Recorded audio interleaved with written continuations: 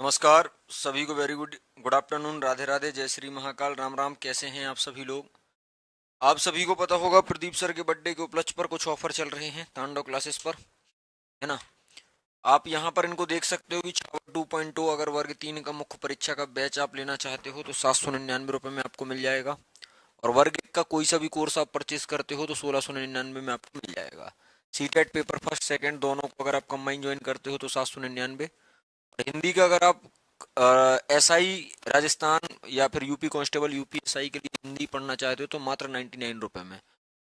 Railway foundation, SSC foundation, ESB, या हम बात करें ईएसबी एसएससी की तर्ज पर अब एग्जाम लेने वाला है ना। बहुत सारे एक साथ वो जो है मतलब एक पेपर लेकर बहुत सारे वो अलग अलग नियुक्तियां करने वाला है जी। गुड आफ्टरनून गीता, पारू, माई क्राफ्टी। चलो, तो ये सारी जानकारी मैंने आपको दे दी है। इंस्टाग्राम, टेलीग्राम और यूट्यूब अगर आपने सब्सक्राइब नहीं किया है तो कर लो चैनल को। अब जो हमें आज बात करनी है वो किस पर करनी थी? से के बाजार नियम पर, है ना। जेबी से का बाजार नियम हमने लास्ट क्लास में देख लिया था, और यहाँ पर इसका थोड़ा सा और मैं आपको डिटेल बता देता हूँ, फिर हम उसके बाद आगे जो है मिल वगैरह के, माल्थस के, है ना, ये सब अल्फ्रेड मार्शल का है, मिल का है, ये सब हम देख लेंगे। Amit, very good afternoon. फटाफट से क्लास को एक बार सभी लोग लाइक और शेयर कर दें ताकि ज्यादा से ज्यादा लोग इस क्लास में ज्वाइन हो सके, है ना।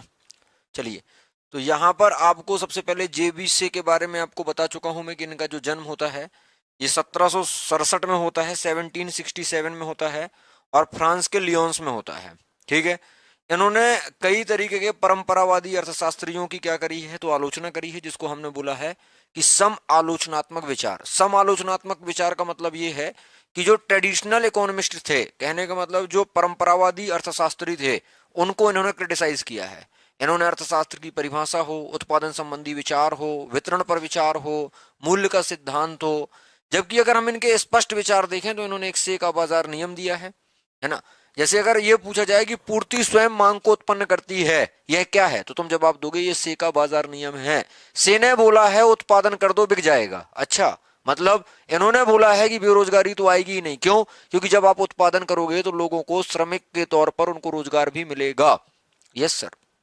ये भाई साहब बोलते हैं कि सामान्य बेरोजगारी तो संभव ही नहीं है, और आर्थिक प्रणाली जो होती है ये स्वयं समायोजन कर लेती है, इसमें सरकार का कोई हस्तक्षेप नहीं होना चाहिए। जो भी आपका इकोनॉमिक सिस्टम है ये सेल्फ एडजस्टमेंट होता है। इसमें कभी महंगाई होगी, कभी मंदी होगी, कभी मांग ज्यादा होगी, कभी आपूर्ति ज्यादा होगी, इस तरीके से चीजें चलती रहती हैं और स्वयं वो आपस में क्या होती रहती हैं, एडजस्टमेंट करती रहती हैं। तो पूर्ति स्वयं मांग उत्पन्न करती है, यह किसका नियम है? जवाब होगा से का बाजार नियम है। पूर्ति करने के लिए अगर किसी वस्तु की सप्लाई कर रहे हो आप, अगर आप सप्लाई करते हो तो निश्चित रूप से आपको क्या करना पड़ेगा? आपको उत्पादन करना पड़ेगा, है ना। उत्पादन करोगे तो आपको रोजगार के अवसरों का सृजन भी करना पड़ेगा। ठीक है सर, हम इतनी बात समझ में आ गई। और ये भाई साहब एडम स्मिथ के भक्त थे, और एडम स्मिथ ने अर्थशास्त्र को जो माना है वो धन केंद्रित अर्थशास्त्र माना है। उन्होंने पूंजीवाद का पुरजोर समर्थन किया है, पूंजीवाद का उन्होंने सपोर्ट किया है ना। तो हम इतनी बात बहुत अच्छे से समझ गए हैं, है ना जी। भारती जी, अमित जी, रीना जी, राधे राधे सभी को। तो इतनी बात समझ में आ गई हो तो हम सब कर दो कि हाउ सर, ये आप हमें लास्ट क्लास में पढ़ा चुके थे। यहां पर मैंने इनको डिटेल में भी लिखा है, जैसे मैंने आपको बोला भी था कि एडम स्मिथ ने क्या माना है? सेवाओं को अनुत्पादक माना है। उसने बोला है कि जो डॉक्टर हैं, जो इंजीनियर हैं, जो लॉयर हैं, है ना, डॉक्टर, इंजीनियर और जो लॉयर हैं ये प्रोडक्टिव नहीं होते हैं, ये अनुत्पादक होते हैं, है ना, ये उत्पादक नहीं होते हैं। लेकिन जो हमारे से साहब हैं इन्होंने बोला है भूमि के साथ साथ सेवाएं भी जो होती हैं वो उत्पादक होती हैं। भूमि उत्पादक है, भूमि में तो प्रोडक्शन होता है, हमें दिखता है, लेकिन जो लोग सेवाएं, मैं आपको पढ़ा रहा हूं, मैं टीचर हूं, मैं आपकी सेवा कर रहा हूं, बदले में आपसे पैसे लेता हूं, समझ पा रहे? तो यहां पर भी क्या हो रहा है? उत्पादन हो रहा है। यहां पर भी एक उत्पादक वर्ग काम कर रहा है। जैसे आप देखते हो एडम स्मिथ ने जो परिभाषा दी अर्थशास्त्र की वो धन केंद्रित दी, द वेल्थ ऑफ नेशन में उन्होंने लिखा भी है। और स्टुअर्ट मिल साहब ने बोला है मानव कल्याण केंद्रित। और मानव का कल्याण कब होगा, जनजातियों का कल्याण कब होगा? जब अर्थशास्त्र का केंद्र बिंदु क्या हो? समाज का कल्याण करना हो। आप कितना भी पढ़ लो, कुछ भी पढ़ लो, अंतिम लक्ष्य तो लोक कल्याणकारी राज्य की स्थापना करना है। आपसे सरकार टैक्स वसूलती है, मैं पूछूंगा क्यों? तो जवाब होगा लोक कल्याणकारी राज्य की स्थापना करने के लिए, पब्लिक वेलफेयर के लिए। क्यों? क्योंकि अनुच्छेद 38 आर्टिकल 38 में स्पष्ट रूप से लिखा हुआ है कि राज्य ऐसी नीतियां बनाए, राज्य ऐसे कार्यक्रम बनाए, राज्य ऐसी योजनाएं बनाए ताकि लोगों का कल्याण हो। लोगों का कल्याण ही तो लोक कल्याण है। सर लोगों का कल्याण कैसे होगा? जब आरओ वाटर मिलेगा, है ना, ड्रिंकिंग वाटर में आरओ वाटर मिलेगा, जब स्वास्थ्य सुविधाएं अच्छी होंगी, है ना, जब आपको पक्की सड़कों पर चलने का मौका मिलेगा, आपको स्ट्रीट लाइट में चलने का मौका मिलेगा, समय समय पर नालियों की सफाई होगी, ठीक है, तो यही तो लोक कल्याण है। ठीक, तो यहां पर स्टुअर्ट मिल ने बोला है मानव कल्याण पर केंद्रित और इन्होंने बोला है धन पर केंद्रित। तो इनका क्या किया है इन्होंने? इनको क्रिटिसाइज किया है से ने बोला है कि भूमि भी उत्पादक वर्ग के अंतर्गत आएगा और सेवाएं भी उत्पादक वर्ग के अंतर्गत आएगा, है ना। उत्पादन, वितरण और उपभोग का अध्ययन पर आधारित इन्होंने अर्थशास्त्र की क्या दी है? परिभाषा दी है ना। मैंने आपको लास्ट क्लास में भी बोला था कि भैया उत्पादन होगा, वितरण होगा, उपभोग होगा, इनका अध्ययन करना है किसके अनुसार? तो से के अनुसार। देखो उत्पादन में क्या बोलते हैं, तो उत्पादन में इन्होंने बोला है भूमि और सेवाएं ये दोनों कैसी हैं? उत्पादक होती हैं, है ना। अपनी भाषा में एकदम लिखा हुआ है ताकि आपको किताबी भाषा जो समझ में नहीं आती है। अगला, जैसे उत्पादन व वितरण का संबंध, तो वितरण का संबंध उत्पादन से होता है। जैसे भूमि पर आपको क्या देना पड़ेगा? लगान, और पूंजी पर आपको क्या देना पड़ेगा? ब्याज। ये हमें बहुत अच्छे से पता है कि उत्पादन के साधन मेन 5 होते हैं।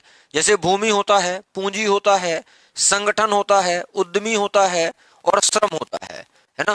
तो श्रम जो होता है उसको पारिश्रमिक, भूमि पर लगान दिया जाता है, पूंजी पर ब्याज दिया जाता है।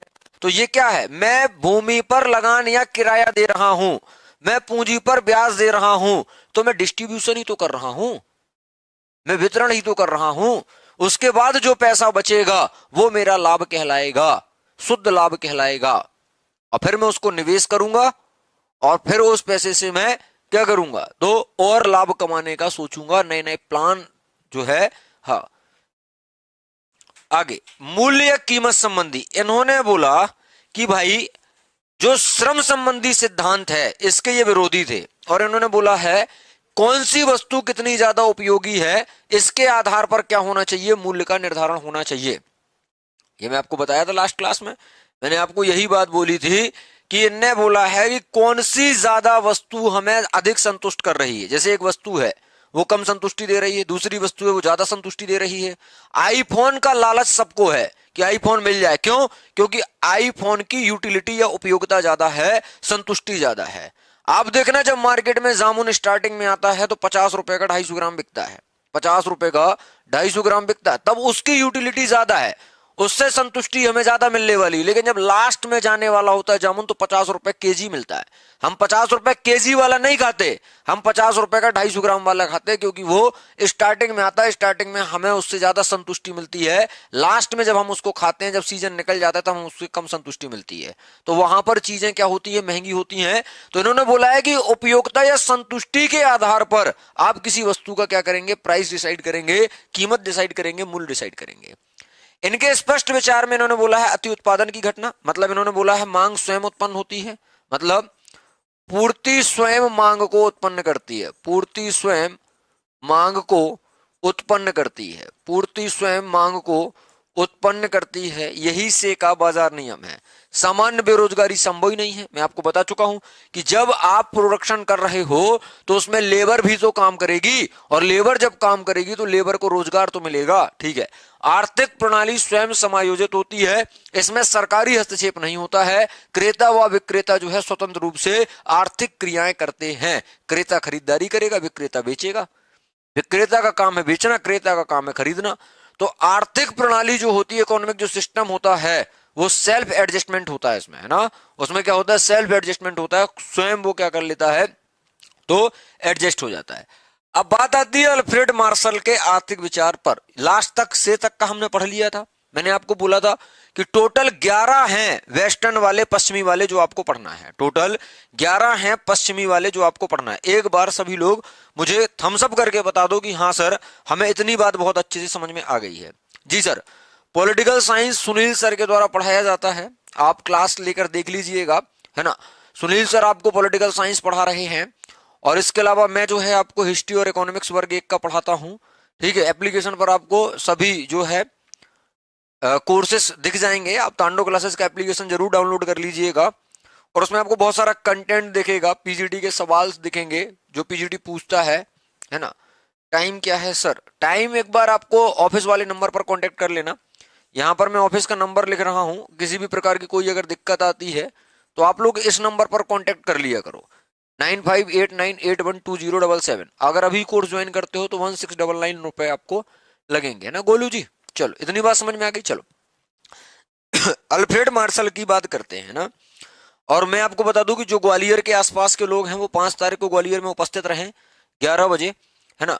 और ग्वालियर में आप लोगों का किताब का या बुक का डिस्ट्रीब्यूशन होगा, किताबों का वितरण होगा, 11 बजे से होगा। ठीक है, हाँ। तो इन्होंने अर्थशास्त्र की परिभाषा को बोला है कि पहले मानव कल्याण केंद्रित होना चाहिए, है ना। पहले हमें अर्थशास्त्र की परिभाषा के संबंध में अल्फ्रेड मार्शल बोलते हैं कि पहले हमें ह्यूमन वेलफेयर पर बात करनी चाहिए, पब्लिक वेलफेयर पर बात करनी चाहिए, और पब्लिक वेलफेयर के बाद फिर हमें कैपिटल पर बात करनी चाहिए, पूंजी पर, धन पर बात करनी चाहिए। तो मतलब कहने का कि अल्फ्रेड मार्शल क्या केवल मानव कल्याण केंद्रित पर आश्रित थे या आधारित थे, या फिर धन केंद्रित आधारित था?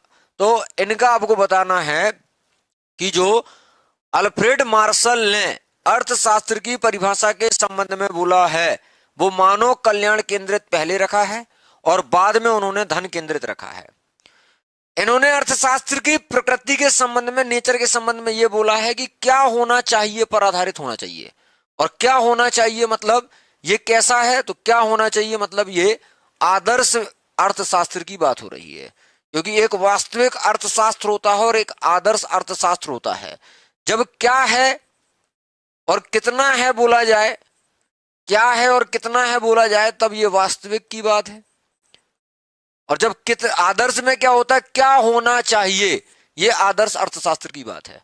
तो उन्होंने अर्थशास्त्र की जो प्रकृति बताई है वो ये बताया है कि भाई क्या होना चाहिए, आप ऐसी क्या योजनाएं बनाने वाले हो। तो अर्थशास्त्र की परिभाषा मानव कल्याण केंद्रित प्रायोरिटी पर है, उसके बाद धन केंद्रित हो सकती है, और इन्होंने प्रकृति के संबंध में बोला है क्या होना चाहिए पर आधारित होती है। आगे जब मैं बढ़ा तो इन्होंने आर्थिक नियम, इन्होंने बोला कि जो सामाजिक नियम है वही आर्थिक नियम है ना। आर्थिक नियम सामाजिक नियम ही है, मतलब कोई अंतर नहीं है। क्योंकि देखो हम समाज में रहते हैं, हम एक सोसाइटी में रहते हैं, सोसाइटी में नीड्स बदलती रहती है, चेंजेस बहुत सारे आते हैं, तो फिर इकोनॉमिक के या अर्थशास्त्र के नियम भी बदलते जाएंगे, इकोनॉमिक जो रूल होंगे वो भी बदलते जाएंगे। अगर सोसाइटी में चेंज आता है, अगर समाज परिवर्तनशील है, तो फिर आर्थिक नियम भी परिवर्तनशील होंगे। इतनी बात समझ लो आप। ठीक है सर, हम इतनी बात समझ गए कि सामाजिक नियम ही आर्थिक नियम है या आर्थिक नियम ही सामाजिक नियम है। और हम ये बोलेंगे कि जिस प्रकार समाज में परिवर्तन आता है उसी प्रकार आर्थिक नियमों में भी परिवर्तन आता है। जब मैं आगे बढ़ा तो अर्थशास्त्र का पुनः संगठन, परिवर्तन आएगा। परिवर्तन अगर समाज में आया है तो अर्थशास्त्र के नियमों को भी बदलना पड़ेगा। नियमों को बदलने के लिए नए नए कॉन्सेप्ट या नए नए प्रिंसिपल्स को लागू करना पड़ेगा। नई नई आप देखोगे तो नए नए विचारों का क्या होगा, तो नए नए विचारों का अर्थशास्त्र में प्रवेश होगा, और इसके साथ साथ नई परिभाषाएं भी आएंगी। तो अर्थशास्त्र का क्या होता है, पुनः संगठन होता है समय के साथ, क्योंकि समय बदल रहा है, धीरे धीरे मांग तुम्हारी बदलती जा रही है, और जब मांग बदलेगी तो अर्थव्यवस्था में उत्पादन भी उसी चीज का होगा जो तुम्हारी मांग की पूर्ति कर सके, है ना। जैसे आपने जो डिमांड करी है तो उस डिमांड को पूरा करने के लिए सप्लाई जरूरी है, और सप्लाई के लिए उत्पादन जरूरी है, सप्लाई के लिए उत्पादन जरूरी है। तो नए विचार आएंगे, नए कॉन्सेप्ट या नए प्रिंसिपल आएंगे, और नए नए डेफिनेशंस आएंगी, नई नई परिभाषाएं आएंगी। आप देखो ना, पहले धन केंद्रित चल रहा था, फिर मानव कल्याण केंद्रित चल रहा था, ये सब हमने देखा ही है ना। जैसे भाई साहब भी बोल रहे हैं कि पहले मानव कल्याण केंद्रित है, फिर धन केंद्रित है। तो अर्थशास्त्र का एक बार दोबारा से क्या होता है, संगठन होता है। इन्होंने भी बोला है कि देखो अगर आपको अर्थशास्त्र का अध्ययन करना है, इसके लिए अगर आपको कोई प्रणाली यूज करनी है, सिस्टम यूज करना है, तो आप आगमन और निगमन दोनों का यूज करिएगा। कहीं पर आगमन होगा तो कहीं पर निगमन होगा। कहने का मतलब ये दोनों एक दूसरे के सप्लीमेंट्री हैं, ये दोनों एक दूसरे के पूरक हैं। आगमन और निगमन का मैंने आपको पहले वीडियो बना चुका हूं इस पर, या इस पर लेक्चर ले चुका हूं, तो आप उसको देख लीजिए। इन्होंने उपभोग का महत्व बताया। इन्होंने बोला है कि मांग के आधार पर ही उत्पादन, मांग मतलब उपभोग। इनने बोला है कि जब डिमांड हो ना, जिस चीज की डिमांड हो, आज तुम देख रहे हो इलेक्ट्रिक, या फिर मैं बात करूं सीएनजी, या फिर मैं बात करूं हाइब्रिड, ऑटोमोबाइल सेक्टर को अगर देखता हूं तो ऑटोमोबाइल में मतलब जो कार वगैरह है इसी को ऑटोमोबाइल सेक्टर बोला जाता है। तो इसमें अगर आप देखते हो तो सबसे ज्यादा हाइब्रिड चल रहा है। हाइब्रिड का मतलब यह है कि भाई आपकी जो कार है वो पेट्रोल से, डीजल से भी चल सकती है और सीएनजी से भी चल सकती है। सीएनजी सस्ता पड़ता है और सीएनजी जो है वो, उससे पर्यावरण को नुकसान भी नहीं होता है ज्यादा। तो कई बार हमने देखा इलेक्ट्रिक कार भी चल रही हैं, है ना। हमने देखा कि इलेक्ट्रिक स्कूटर भी चल रहे हैं, ओला का, एथर का, आपने देखा भी होगा, चेतक भी आ गया है ना, इलेक्ट्रिक स्कूटर में। तो ये डिमांड है, तो इसके हिसाब से ही प्रोडक्शन होना चाहिए, है ना, इसके हिसाब से ही प्रोडक्शन होना चाहिए। क्या है कि अगर मैं गुड्स की बात करूं तो गुड्स भी सर कई तरीके की होती हैं। जैसे मैं बोलूं कि अनिवार्य वस्तुएं, अनिवार्य वस्तुओं में क्या जाएगा, तो अनिवार्य वस्तुओं में हम ये बोलेंगे सर आटा, दाल, चावल, नमक, शक्कर, तेल, ये सब सर बहुत जरूरी है। ये कंपलसरी गुड्स हैं, ये हमें डेली लगती हैं। आटा, दाल, चावल, नमक, शक्कर, तेल डेली लगता है कि नहीं लगता? हाँ सर। तो अनिवार्य या आवश्यक वस्तुएं ये हैं जो, जिनके बिना आप जीवन व्यतीत नहीं कर सकते, जिनके बिना आप निर्वाह नहीं कर सकते। आरामदायक वस्तुएं क्या है सर? मैं ऑफिस आता हूं, कार से आता हूं, लग्जरी आराम से बैठकर आता हूं, ना तो सर उसमें बरसात में पानी गिरता है मेरे ऊपर, ना ही सर मुझे गर्मी लगती है, कार में एसी चला लेता हूं, और ना ही मुझे सर सर्दी लगती है क्योंकि कार में हीटर की भी व्यवस्था है। आराम मिल रहा है। विलासतापूर्ण वस्तुएं या विलासता वाली वस्तुएं, सर मैं सैटरडे संडे पब जाता हूं, पार्टी करता हूं, शराब पीता हूं, विलासता वाली वस्तुओं का उपभोग करता हूं। तो जिस प्रकार से आपकी मांग होगी उस हिसाब से ही उत्पादन होना चाहिए। जिस तरीके से उपभोक्ता जिन वस्तुओं का उपभोग करना चाहता है उस हिसाब से अर्थव्यवस्था में प्रोडक्शन होना चाहिए, उत्पादन होना चाहिए। मतलब अल्फ्रेड मार्शल ने पूरा जो है से की थ्योरी को पलट दिया। से ने बोला है उत्पादन कर दो, बिक जाएगा। से ने बोला है कि पूर्ति हो जाएगी तो डिमांड, पूर्ति होगी तो डिमांड अपने आप होगी, लेकिन इन्होंने बोला है कि पहले डिमांड होना चाहिए, उसके बाद आप प्रोडक्शन करो। क्या पता डिमांड ही ना हो, आपने प्रोडक्शन करके रख लिया, फिर आपका जो माल है वो बिकेगा नहीं, आपकी जो वस्तु है वो रखे रखे सड़ जाएगी, खराब हो जाएगी, आपको नुकसान होगा। इनने बोला कि नहीं, जिस हिसाब से डिमांड हो उस हिसाब से आप प्रोडक्शन करो, क्योंकि कंज्यूमर जो है, कंज्यूमर की डिमांड दिन प्रतिदिन बदलती रहती है। अनिवार्य वस्तुएं या आवश्यक वस्तुएं, आरामदायक वस्तुएं, विलासता वाली वस्तुएं, क्या आपको समझ में आ गई? थम्स अप करके बोलो कि हाँ सर, हमें इतनी बात बहुत अच्छे से समझ में आ गई। उसके बाद हम उपभोक्ता की बचत देखेंगे, उसके बाद हम उपभोक्ता की बचत देखेंगे। और उपभोक्ता की बचत में आवश्यकता संबंधी उन्होंने एक विचार बोला है ना। उपभोक्ता को क्या करना चाहिए? बचत करना चाहिए। कहने का मतलब ये बोल रहे हैं कि उपभोक्ता की बचत का मतलब ये है कि इन्होंने बोला है कि जैसे आप देखोगे क्या होता है कि हमेशा, है ना, हमेशा उपभोक्ता क्या है, तो मैंने आपको कल भी बताया था जब मैं आपको क्या पढ़ा रहा था, तो मैंने जब आपको उपयोगिता या आपको बजट रेखा, आपके सिलेबस में एक टॉपिक दिया हुआ है उपभोक्ता का बजट, है ना, आपके सिलेबस में एक टॉपिक दिया हुआ है यूनिट 2 में, आपके सिलेबस में यूनिट 2 में दिया हुआ है उपभोक्ता का बजट, है ना। कई लोग को सिलेबस ही याद नहीं होगा, है ना। एक होता है आपका, उसमें हमने पढ़ा है बजट रेखा, एक होता है बजट प्रबंधन, और एक होता है बजट सेट, है ना। बजट सेट, बजट प्रबंधन, बजट रेखा, है ना। इसके अलावा होता है एक बजट प्रवणता रेखा, जो हम आज की क्लास में डिस्कस करेंगे, है ना। क्या अगर तुमसे उपभोक्ता के बजट के संबंध में बजट रेखा पूछी जाए तो बन जाएगी? थम्स अप करके बोलो। क्या तुमसे बजट प्रबंधन बन जाएगा अगर पूछा जाए? क्या तुमसे बजट सेट बन जाएगा अगर पूछा जाए? बजट को मैंने बताया था, बजट का मतलब क्या है, तो सर हमने एम माना था, हमने P1 x1 plus P2 x2 ऐसा कुछ देखा था।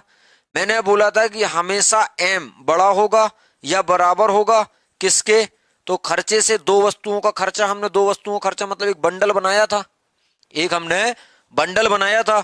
और M क्या है, तो मैंने आपको बोला था कि M क्या है, तो उपभोक्ता की आय है, उपभोक्ता की आय है। और ये P1 x1 क्या है, तो P1 एक वस्तु की कीमत है, एक वस्तु की कीमत है। और P2 क्या है, तो दूसरी वस्तु की कीमत है। और ये क्या है, तो इकाई है, ये x1 इकाई है, x2 इकाई है।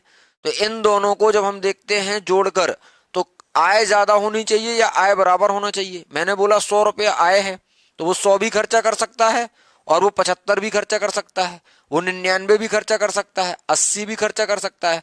मतलब हमेशा उपभोक्ता को अपनी आय से कम खर्च करना चाहिए या आय के बराबर खर्चा करना चाहिए। आय से अधिक वो खर्चा नहीं करेगा, है ना, आय से ज्यादा वो खर्चा नहीं करेगा। रूपाली ने बोला, गीता ने बोला, आशुतोष ने बोला, काजल ने बोला कि ये सब हमसे बन जाएगा। बजट सेट पढ़ाया था, है ना, और आपका बजट प्रबंधन पढ़ाया था, बजट रेखा पढ़ाई थी, ए बी याद करो कि बजट रेखा के जो नीचे होगा वो प्राप्त संयोग होंगे, और बजट रेखा के जो ऊपर होगा वो अपर्याप्त संयोग होंगे। याद आ रहा है? चलो, तो यहां पर बचत का मतलब ये है कि उपभोक्ता क्या करे, तो उपभोक्ता अपनी आय से कम खर्च करे, है ना, आय से क्या करे, हमेशा कम खर्च करे, है ना। आय के बराबर खर्च कर देगा तो बचत नहीं कर पाएगा, जब वो आय से कम खर्चा करेगा तभी वो बचत कर पाएगा, है ना।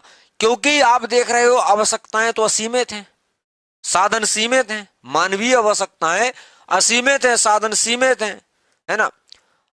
अगर इनने बोला है कि आवश्यकताएं जो होती हैं वो पूरक होती हैं, आवश्यकताएं हमेशा पूरक होती, जैसे मैं आपसे बोलूं कि आप मुझे कार दे दो, तो मेरे पास खूब कार आ गई, लेकिन जब तक मैं उसमें सीएनजी नहीं डलवाऊंगा, जब तक मैं उसमें पेट्रोल डीजल नहीं डलवाऊंगा, तो क्या मैं चला पाऊंगा? नहीं। तो कार के साथ पेट्रोल चाहिए, बाइक के साथ पेट्रोल चाहिए। हाँ सर, ये बात तो है। अब मान लो मैं चाय का शौकीन हूं और मेरे पास दूध बस है, तो दूध बस लेके क्या करूंगा, मुझे चाय भी चाहिए, चाय पत्ती चाहिए, मुझे शुगर भी चाहिए, मुझे इलायची भी चाहिए, इलायची वाली पीता हूं गर्मियों में, सर्दियों में अदरक वाली पीता हूं, ब्लैक पेपर भी डाल देता हूं। तो कोई भी चीज हो, मतलब पूरक सप्लीमेंट्री गुड्स होती हैं, ऐसी गुड्स या ऐसी वस्तुएं जो अकेले काम नहीं कर सकती। जैसे कार है, अकेले लाके खड़ा कर दोगे, कार ही खड़ी रहेगी तुम्हारी, उसमें चला ही नहीं पाओगे उसमें जब तक फ्यूल नहीं डालोगे। चाय पीने के शौकीन हो, दूध बस रखा है, नहीं नहीं बन पाएगी, चाय पत्ती लगेगी, शुगर लगेगी उसमें, ये सप्लीमेंट्री गुड्स हैं। कॉपी तुम्हारे पास है, कॉपी का क्या करोगे, नोटबुक तुम्हारे पास है, जब तक पेन नहीं होगा, पेंसिल नहीं होगा, मार्कर नहीं होगा, उसका कोई मतलब नहीं है ना। तो कॉपी और पेन, कार और पेट्रोल, चाय और दूध, ये सब कैसी हैं, तो ये सब सप्लीमेंट्री गुड्स हैं, पूरक वस्तुएं हैं। तो हमेशा आवश्यकताएं जो होती हैं वो पूरक होती हैं, आवश्यकताएं जो मानवीय होती हैं वो असीमित होती हैं, और जो साधन होते हैं वो सीमित होते हैं। आवश्यकताएं निर्णय लेने का आधार है, आवश्यकताएं डिसीजन मेकिंग में काम करती हैं। कैसे डिसीजन मेकिंग में काम करती हैं? मेरी खूब सारी आवश्यकताएं हैं, मैं सोच रहा हूं मेरा एक बंगलो भी हो, मेरा एक विला भी हो, है ना। जब मेरा बंगलो हो जाएगा तो मैं सोचूंगा विला मिल जाए मुझे, है ना, एक कोठी बन जाए मेरी बेहतरीन शानदार, मेरा एक फार्म हाउस हो, मेरे पास प्राइवेट जेट हो, है ना, मेरे कुछ सपने हैं वो पूरे हो जाएं, हॉस्पिटल बनवा सकूं, एक अच्छा सा हायर एजुकेशन के लिए स्कूल बनवा सकूं, एक कॉलेज बनवा सकूं, है ना। तो मेरे ये, अब ये मुझे निर्णय लेने में क्या करेगा, अब मेरे पास साधन तो सीमित है, पैसा तो सीमित है, तो सबसे पहले मैं निर्णय लूंगा कि मैं आटा, दाल, चावल, नमक, तेल, शक्कर खरीदूं। फिर दूसरी स्थिति में मैं कार पर जाऊंगा, और अगर मैं विलासी प्रवृत्ति का हूं तो मैं शराब का भी कंजम्पशन करूंगा। ये केवल मैं अर्थशास्त्र के पर्सपेक्टिव से समझा रहा हूं तुम्हें, ताकि चीजें तुम्हारे अंदर तक जाएं, तुम उनको फील कर पाओ, है ना। सब्जेक्ट को पढ़ा नहीं जाता है, सब्जेक्ट को जिया जाता है, फील किया जाता है, ठीक है। रट रट के मर जाओगे, कभी पास नहीं होगे, क्योंकि यहां पर तो सब कोई पढ़ाकर चला जाता है, हम पढ़ाकर चले जाएंगे, और तुम खूब ग्रंथ बना लोगे इतने मोटे मोटे, और तुम उनको पलटाते ही रहोगे, एग्जाम हॉल में कुछ भी तुम्हें याद नहीं आएगा, है ना। तो चीजें एग्जाम हॉल तक जाएं, काम वो करो। मेरी बात समझ पा रहे ना? काम वो करो, पढ़ाई कुछ इस प्रकार करो कि एग्जाम हॉल तक चीजें जाएं और वहां पर सवाल बने, वहां पर कॉन्सेप्ट लगे, अप्रोच लगे। फैक्चुअल डेटा तो कोई भी याद कर लेगा सर, फैक्ट ही तो याद करना है कि पहली पंचवर्षीय योजना 1951 से 56 दुनिया को पता है ना? ऐसा काम नहीं करना हमें। अगला है कि एक समय में एक ही आवश्यकता की पूर्ति हो सकती है। एक टाइम पर एक ही आवश्यकता की क्या हो सकती है? पूर्ति हो सकती है। या तो ये ले लो, या ये ले लो, या ये ले लो, कहने का मतलब। ठीक है, आगे। ये क्रांतिकारी आदमी है ना? ये क्रांतिकारी आदमी है जिसका नाम है थॉमस आर माल्थस, है ना? जिसका नाम है थॉमस आर माल्थस। 1766 में ये व्यक्ति जन्मा है, इंग्लैंड में जन्मा है, पादरी थे ये। और इन्होंने एक बुक भी लिखी है, उसका प्रकाशन भी हुआ, an essay on the principle of population, है ना? इन्होंने जनसंख्या सिद्धांत पर एक निबंध लिखा है और उसका नाम है an essay on the principle of population. आप तो छोटा सा नाम याद रखना कि प्रिंसिपल ऑफ द पॉपुलेशन मतलब जनसंख्या का सिद्धांत नाम से जो निबंध लिखा है, ये क्या हो जाएगा? निबंध हो जाएगा। और ये क्या हो जाएगा? जनसंख्या का सिद्धांत हो जाएगा। तो जनसंख्या का सिद्धांत नामक जो निबंध है, ये हमारे थॉमस आर माल्थस ने क्या किया है? थॉमस आर माल्थस ने जो है इस पुस्तक का विमोचन या प्रकाशन किया। सुनना मेरी बात, ये भाई साहब क्या बोल कर गए? इनने बोला कि जनसंख्या जो बढ़ती है ना, जनसंख्या में जो वृद्धि होती है वो गुणात्मक फॉर्म में होती है, गुणज फॉर्म में होती है। गुणज होती है कैसे? इनने बोला 2 से 4, 4 से 8, 8 से 16, 16 से 32, 32 से 64। तो 2, 4, 8, 16, 32, 64, 128, 256 और 512 और 1024 और 2028।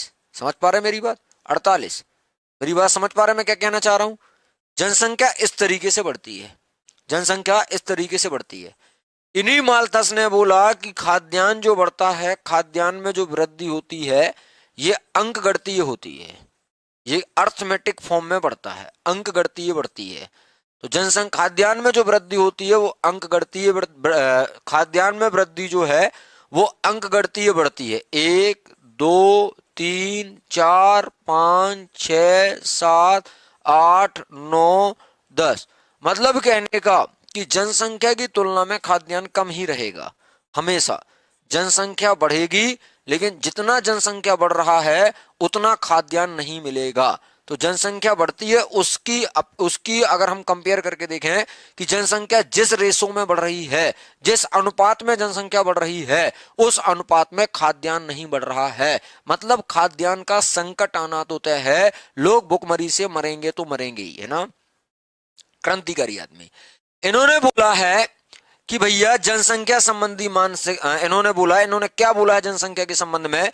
कि मनुष्य में काम वासना यथा स्थिर होती है। अभी मैं इसको क्रिटिसाइज भी करूंगा, अभी मैं इसका आलोचना भी करूंगा कि एक एज के बाद मनुष्य में काम वासना नहीं रह जाती या काम वासना कम हो जाती है, कभी भी ये स्टेबल नहीं रहती, है ना? काम वासना तथा संतान उत्पत्ति का प्रत्यक्ष संबंध है। इन्होंने बोला जिसके अंदर काम वासना होगी वो संतान उत्पत्ति करेगा ही करेगा। लेकिन मैं इस चीज का इनका विरोध करता हूं कि एक एज के बाद काम वासना स्थिर नहीं रहती, काम वासना कम हो जाती है। वृद्धावस्था में काम वासना क्या हो जाएगी? कम हो जाएगी, और वहां पर संतान उत्पत्ति की क्षमताएं भी नहीं रहेंगी। जनसंख्या वृद्धि जिस दर से बढ़ती है उस दर से खाद्य सामग्री में वृद्धि नहीं होती, ये मैंने आपको सिखा दिया। इन्होंने बोला था कि 25 सालों में जनसंख्या दुगनी हो जाती है, क्योंकि जनसंख्या बढ़ती है 1 से 2, 2 से 4, 4 से 8, 8 से 16, 16 से 32, 64, 128, 256। लेकिन जो खाद्यान्न में वृद्धि होती है वो अंकगणितीय होती है, 1, 2, 3, 4, 5, 6, 7, 8, 9, 10। यहां पर इनका कहने का मतलब ये है कि जिस रेट से, जिस रेशो से जनसंख्या या पॉपुलेशन ग्रोथ होती है, उस रेशो से फूड नहीं बढ़ता, उस रेशो से खाद्य सामग्री नहीं बढ़ती।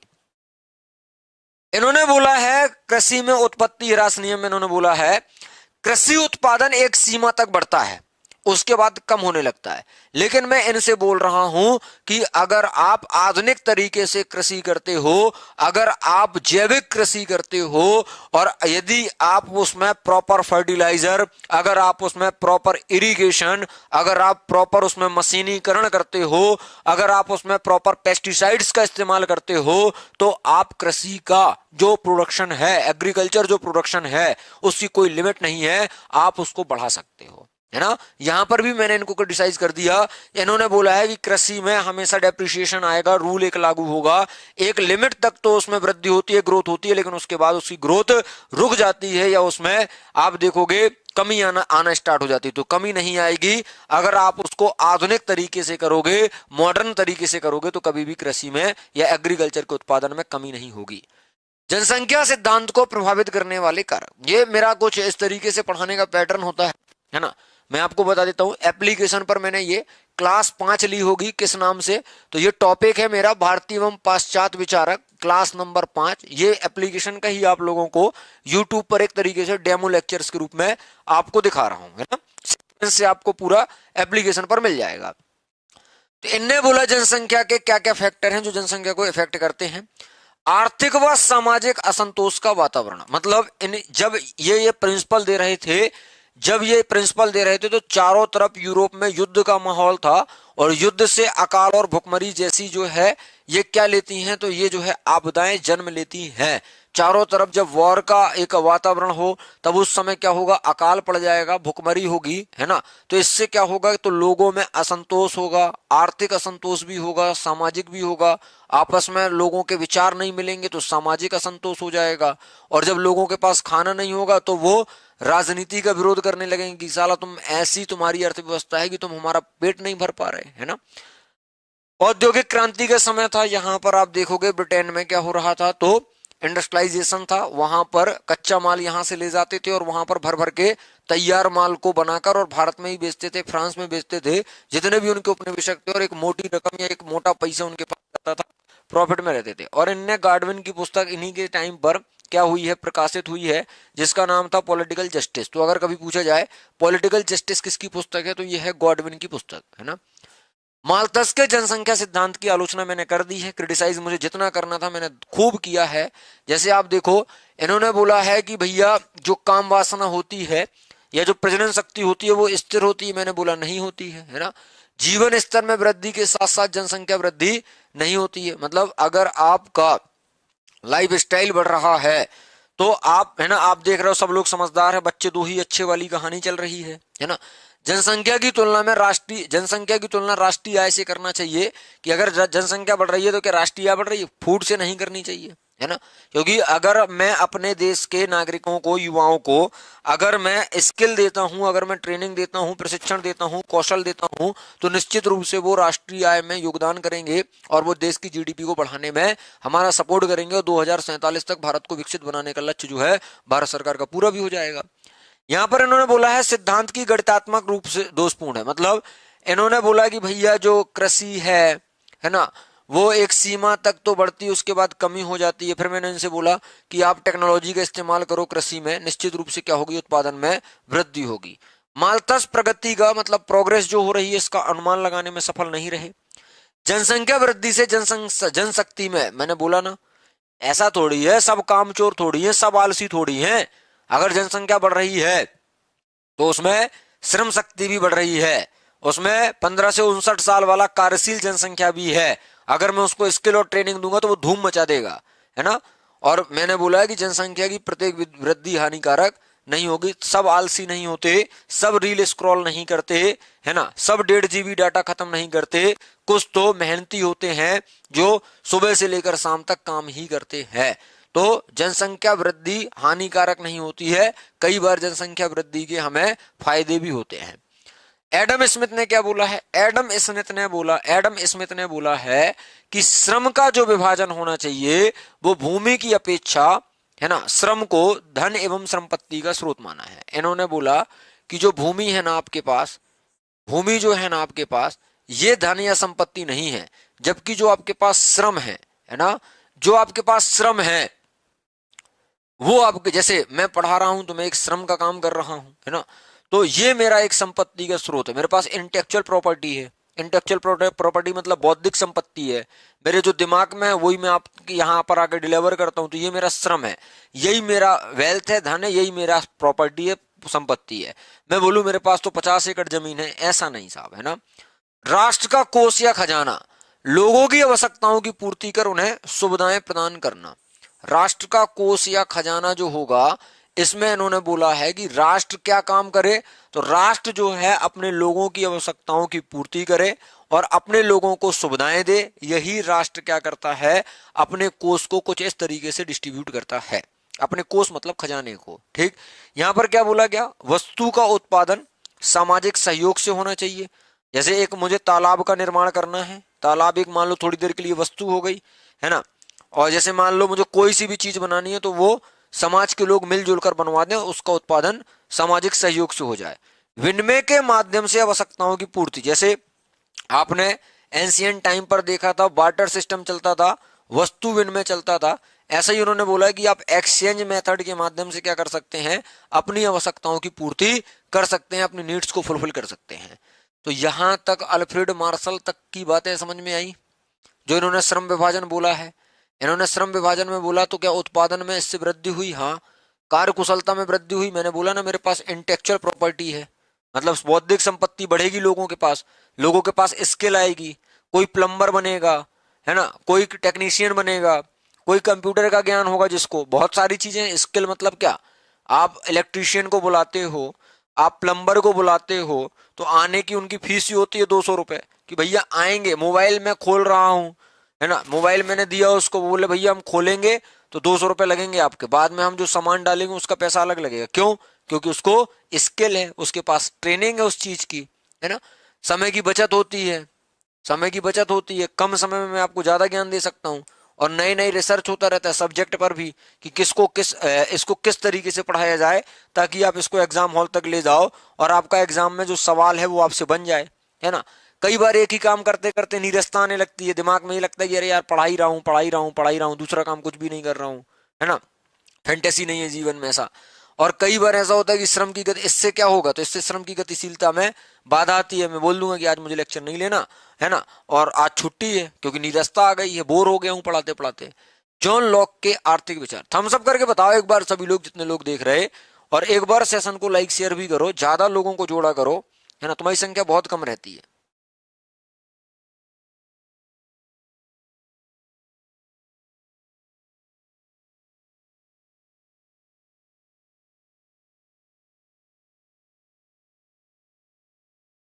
चलो, जॉन लॉक का आर्थिक विचार, इन्होंने संपत्ति के अधिकार को महत्वपूर्ण माना है ना। इन्होंने दो टाइप से संपत्ति बताई है, एक प्राकृतिक संपत्ति है उस पर सबका नियंत्रण है, एक निजी संपत्ति है जिस पर स्वयं का नियंत्रण है।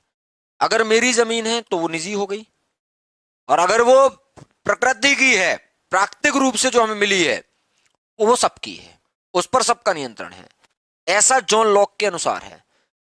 इन्होंने बोला है कि जो संपत्ति का राइट टू प्रॉपर्टी है वो लाइफ और इंडिपेंडेंट राइट है आपका, मतलब उससे भी ज्यादा ये आपका महत्वपूर्ण है। तो जीवन की स्वतंत्रता, जीवन तथा स्वतंत्रता का जो अधिकार हमें दिया गया है, उससे भी बड़ा अधिकार है संपत्ति का अधिकार। तो संपत्ति के अधिकार पर फोकस कौन कर रहा है, याद रखना है, जॉन लॉक कर रहे हैं, है ना। संपत्ति के अधिकार पर फोकस कौन कर रहे हैं, तो आप याद रखेंगे कि जॉन लॉक कर रहे हैं। ठीक, जिस चीज को मनुष्य ने अपने श्रम से प्राप्त किया है, मैंने, जैसे मैं आपसे बोलूं कि मैंने कड़ी मेहनत करी, है ना, लंबे समय से 17 से पढ़ाना स्टार्ट करा, पढ़ाता रहा, नई नई अच्छे अच्छे नोट्स पढ़े, किताबें पढ़ी, है ना, थीसिस पढ़ी, ठीक, उस हिसाब से आपको कंटेंट डिलीवर करने का प्रयास किया, फिर जिस तरीके से आपका प्रेम मिला, है ना, तो ये मैंने अपने श्रम से किया, और ये मेरा क्या है, नेचुरल राइट है, ये मेरा क्या है, प्राकृतिक अधिकार है। तो जिस चीज को मनुष्य ने, मैंने हिस्ट्री और इकोनॉमिक्स पढ़ाना, है ना, एक मेहनत से किया होगा, ये मेरा नेचुरल राइट्स है, प्राकृतिक अधिकार है। जीवन स्वतंत्रता का अधिकार प्राकृतिक अधिकार है, हमें जीने की, हमें स्वतंत्र रहने की आजादी जो दी गई है ये हमारा जन्म से ही है, प्राकृतिक अधिकार है। समाज का संपत्ति पर नियंत्रण नहीं होना चाहिए, मतलब जो सोसाइटी है उसका प्रॉपर्टी पर नियंत्रण नहीं होना चाहिए, सबका है, क्योंकि प्राकृतिक संपत्ति पर तो सबका अधिकार है, प्राकृतिक संपत्ति पर तो सबका अधिकार है ना। समाज किसी भी प्रकार का क्या नहीं लगा सकता, तो ऐसी समाज का संपत्ति पर नियंत्रण नहीं होना चाहिए, और ना ही समाज ऐसी संपत्ति पर, समाज बोले कि नहीं ये तो सबकी संपत्ति है, ये मेरी सोसाइटी है और मैं सोसाइटी का अध्यक्ष हूं, अब मैं तुम सबसे इस पर टैक्स लेना चाहता हूं, तो ना ही समाज प्राकृतिक संपत्ति पर टैक्स लगा सकता है और ना ही समाज उस पर कंट्रोल कर सकता है। अगला आता है रिकार्डो के बारे में। तो रिकार्डो ने दो टाइप से बोला है, एक तो उपयोग मूल्य सिद्धांत और दूसरा इन्होंने बोला है विनिमय मूल्य सिद्धांत। जब भी विनिमय मूल्य की बात आती है तो उसमें आपका श्रम के अनुसार, है ना, कि भाई इतना भूमि का लगान लगा या किराया दिया, इतना पूंजी पर ब्याज दिया, इतने लोगों ने काम किया तो उनका पारिश्रमिक दिया, है ना, इस तरीके से, ठीक, तो ये विनिमय वाला हो जाएगा। बाकी इन्होंने बोला है उपयोग मूल्य का सिद्धांत, इसमें उन्होंने बोला है कि भैया अगर उपयोगिता अधिक है ना, उपयोगिता के अनुसार मूल्य का निर्धारण नहीं करना चाहिए। इन्होंने बोला है कि अगर आप आईफोन काय को खरीद रहे हो यार, सैमसंग का खरीद लो, वीवो ओप्पो का खरीद लो, है ना, संतुष्टि के आधार पर मूल्य का निर्धारण नहीं होना चाहिए। जो भी उसमें खर्चा है, जो भी उसमें खर्चा आया है सामान बनने में, वस्तु के बनने में, जो भी उसका विनिमय मूल्य है, उस हिसाब से आप उस वस्तु का मूल्य डिसाइड करेंगे। आप संतुष्टि के स्तर पर कि आपको आईफोन से ज्यादा संतुष्टि मिल रही है इसलिए आप आईफोन की कीमत ज्यादा रख रहे हो, ऐसा नहीं करो। आप आईफोन बनाने की कॉस्टिंग देखो कि उसकी कॉस्टिंग कितनी है, थोड़ा बहुत आप लाभ कमा लो और उसके बाद उसको आप बाजार में बेच दो, उस हिसाब से आप उसका मूल्य डिसाइड करो। उपयोगिता के हिसाब से नहीं करोगे कि लोग जो है अधिक संतुष्टि मिलती है आईफोन खरीदने के बाद, है ना। रिकार्डो का जन्म 1772 लंदन में होता है। द वेल्थ ऑफ नेशन जो है, इन्होंने सबसे पहली बार ये पुस्तक पढ़ी थी। तो कहने का मतलब ये है कि ये एडम स्मिथ के विचारों से क्या थे, तो ये एडम स्मिथ के विचारों से प्रभावित थे। सिस्मांडी और जीएस मिल का बचा है ना।